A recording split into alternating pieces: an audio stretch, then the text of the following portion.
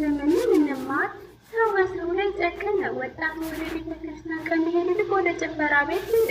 እንደው ግን ምን ይመስልሻል ጫልቱ? ልክ ብለሻል እቴ። እኔ በጣም እየተገረምኩ ነው። በዛ ላይ እግዚአብሔር እየተናገረውም ሰው አያስተውልም። ምን እስኪመጣበት እንደሚጠብቅ አልገባኝም። አሁን እንኳን ሰንበት ገብታችሁ ቃለ ወንጌሉን ተማሩ ሲባሉ በሚታያቸው የዓለም ጩኸት፣ የዓለም ደስታ፣ ፌሽታ ነው። ብቻ ጌታ ዘመኑን ይዋጅልን። እውነት ነው። ስንቶቻችንን አሁን ሰንበት ትምህርት ቤት ውስጥ እያለን ለጥቂት ደቂቃ መቀመጥ አቃተን ስልክ የምንጎረጉረው? ስንቶቻችንን ቤተ ክርስቲያን ውስጥ ከሌሎች ጋር ተቀምጠን የማይሆን ነገር የምናወራው? ያለንበትን ቦታ እንኳን ማስተዋል ያቃተን? አይ ይህ ሁሉ ምልክት የመጨረሻው ዘመን ምልክት መሆን አለበት።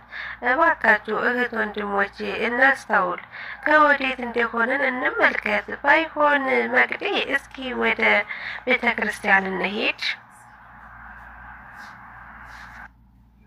እሺ እንሄድ። ባይሆን እሱ ይሻላል። አይ ይሄ ሰው ልጅ ካለፈው ታሪኩ ይማራል፣ እናም ተጸጽቶ ለመመለስ ጥረት ያደርጋል። ታዲያ ምን ይህ ሁሉ ሰው ይህንን ኃጢአት እያወቀ ያለበትን ቦታ መጥፎ መሆኑን እያወቀ መመለስ ያቃተው? በእርግጥ ይህ ሁሉ ፈተና መሆኑን ምን በተረዳን ነበረ። እውነት እላችኋለሁ ጊዜው መቼም አይደለም፣ የምንመለስበት ጊዜ አሁን ነው። ሌላውም ደግሞ ምን ያህሎቻችንን የጠፋት እህት ወንድም ለመሰብሰብ እየጣርን በመጥፋታቸውም የት ገቡ ብለው የፈለጉን እንመለስ። ፈጣሪ አሁንም ጥረቱን እያስተላለፈ ልጆቼ ይፈልጋል። አደራ ሰምታችኋል ብዬ አስባለሁ። መቅዴ ባይሆን እኛም ጊዜ ሳይወስድብን የጠፉትን መፈለግ እንዲህ አይነቱ መልእክት ስራ መስራት፣ ወደ ቤቱ መምጣትን የሚፈልጉትን በመሰብሰብ መምጣት ያልፈለጉትን እንዲመጡ በማድረግ አለብን። ብቻ ግን ከእኛ የሚጠበቀው በቶሎ እንወጣ፣ መምጣት የሚፈልጉትን በቶሎ እንድረስ። ልክ ነሽ ጫልቱ። ሁሉም ጊዜ ከሚወስድ በመቆጠብ ወደ ልጁ እናምራ። እሺ እንሂድ። እህቴ ሰላም። እግዚአብሔር ይመስገን እህቴ። ልናወራ ፈልጌ ነበር።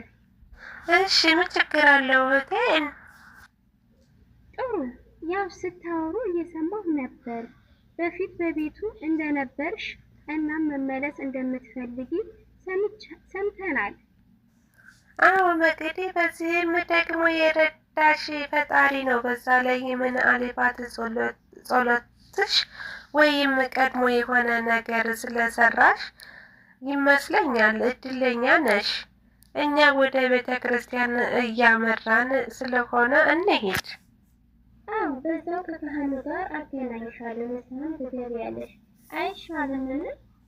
አረ ይህን የት አገኘዋለሁ? እንደዚህ አይነት አጋጣሚ እግዚአብሔር አምላክ አይደል አንቺን የላከልኝ? ይህን አጋጣሚ መጠቀምም አለብኝ።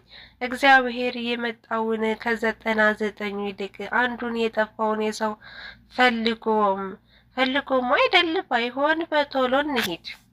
እውነተኛው ሰላም ያለው ከቤት ነው። እታኛልና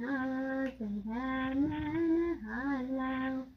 እውነተኛው ሰላም ያለው ከቤት ነው። እታኛልና ዘመንሃለው። ኃጢአቴን ሳስበው ልቤ ይጨነቃል። ካንተ መለየቴ ነፍሴን አድክሟታል። ወደ አንተ መልሰኝ እመለሳለሁ።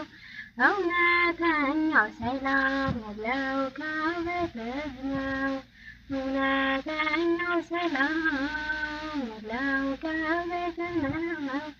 እርዳኛልና እለምንሃለሁ። ለገጻቸው ጸሎት ዘወትር እንዳልተጋው በአደባባይ ቆሜ ስምህን እንዳልጠራው በሰነካክሌ ወድቄአለሁና እርዳኝ አማኑኤል በሃይማኖት ልጽና። እውነተኛው ሰላም ያለው ከቤትህ ነው። እርዳኝ እንዳልወድቅ እለምንሃለሁ። ከዓይኔም እንባ አምጬ ላልቅስ ስለ ኃጢአቴ የንስሐ ትሁን ቀሪዋ ሕይወቴ በመዳን ምክንያት በዛሬው ዕለት ፍቅርህን አስቤ